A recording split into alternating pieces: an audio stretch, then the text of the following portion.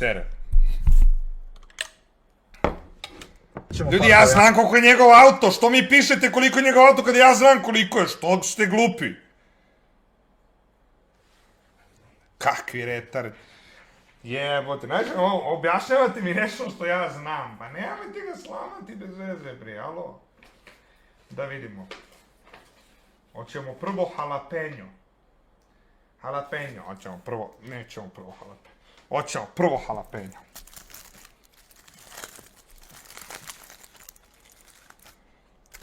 Gledajte ovako, meni je na kiriju za 10 mjeseci, koliko sam zakupio lokal, otišlo 30.000 evra.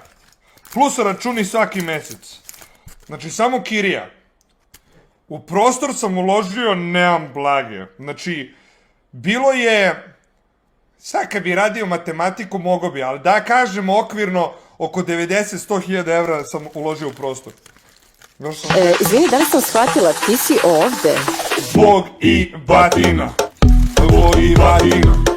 Nugato bebe kanta, nije kanca, brate, brutalan mu je auto, znači Nugato je brutalan auto, ali nije 80.000 evra, brate, no, nećemo pričati gluposti. Mislim, nije ni bitno to, brate, auto je bolestan, brutalan i ono, no, what the fuck, nebitno.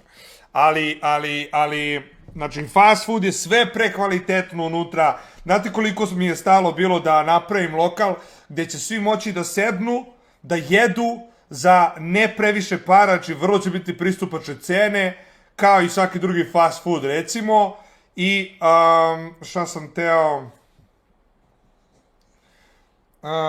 znači, i da sedite u luksuzu, u ozbiljnom restoranu, i da jedete za malo para, da može svako da sedne tu i da se osjeća lepo, tako da to mi je ideja. Ili u Bulevaru, jeste. 70